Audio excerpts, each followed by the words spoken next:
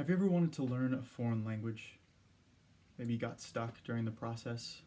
Maybe there's just too much to learn, stuck making all these flashcards or reading all these grammar books, and you didn't really know what to do to speed up the process or to help you go in the right direction as far as your learning of this, target language.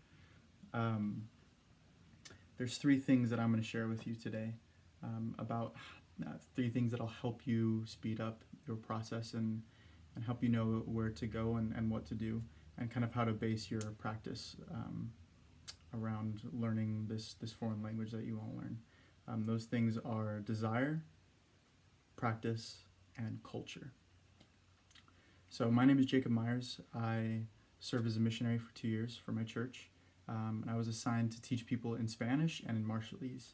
And so over the course of that time, I had the opportunity to become fluent both in Spanish and in Marshallese. And it was hard. There was a lot of challenges I had to overcome. It definitely wasn't easy, but it's worth it. So before we continue, let's talk about what it means first to be fluent in a language.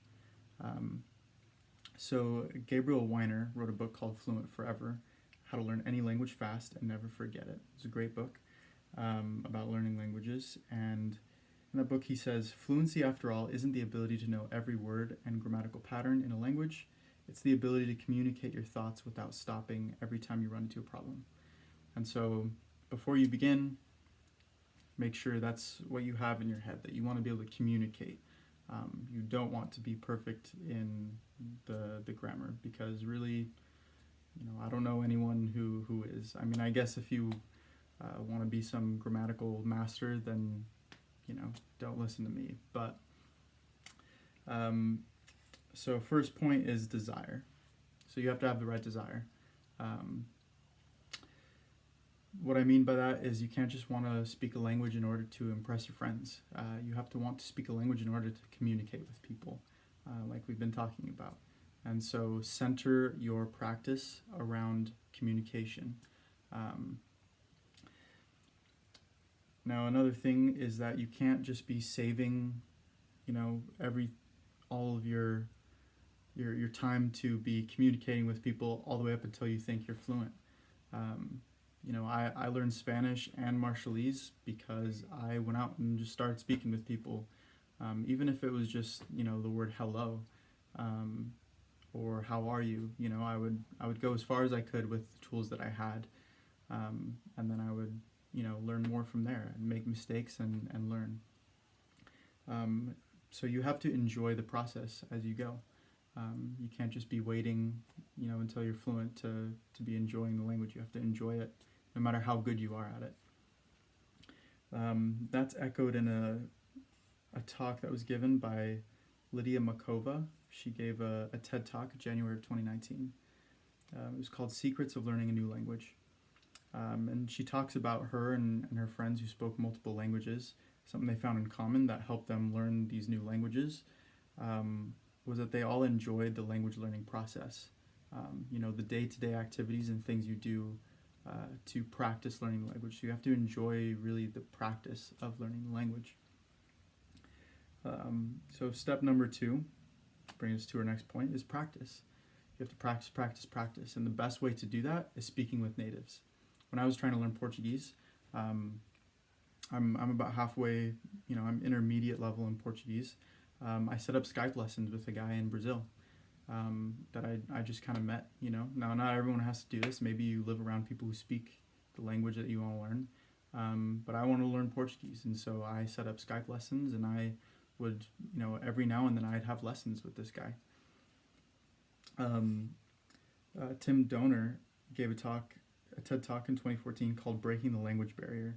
And in his journey of learning languages, he talks about how he would try to speak with a native at least once a week or once a month even. As much as you can get, as much exposure as you can get to native speakers. The more you practice with them, the more you'll be able to speak like a native. And that was definitely true in my case when I was learning Spanish and when I was learning Marshallese. I just tried to speak with natives as much as I could. Now, it's uncomfortable. It's not as glamorous as you might think. You kind of feel stupid a lot of the time and you feel embarrassed.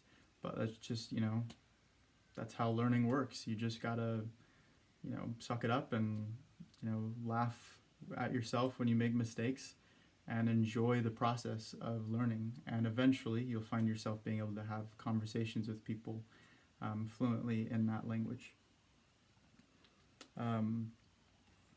Now, that brings us to our third point, which is the culture. Um,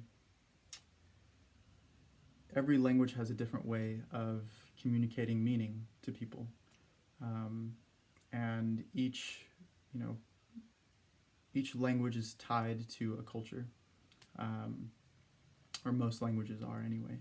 And so, it's important to learn the culture as well as the language because they can't really be separated. Um, for example, in Marshallese, um, there's a lot of words um, for cultural, norms and for ways of being with each other in certain scenarios, whether that's a respectful way or informal way of being that are kind of embedded into the way they speak. And it's the same thing in Spanish. There's different ways to say you. There's a formal way and an informal way. And so you kind of have to understand the culture of when to use those, types of speech with people. And so it's important to understand the culture as well as the language. You can't really separate them.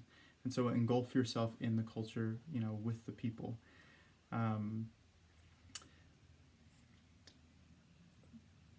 Finally, there was a quote given by Frank Smith that said, "Language is not a genetic gift, it's a social gift. Learning a new language is becoming a member of the club, the community of speakers of that language." And so those three things are going to help you in your journey of being able to speak a foreign language. Make sure your desire is in the right spot, practice with natives, and engulf yourself in the culture. And I wish you the best of luck on your journey.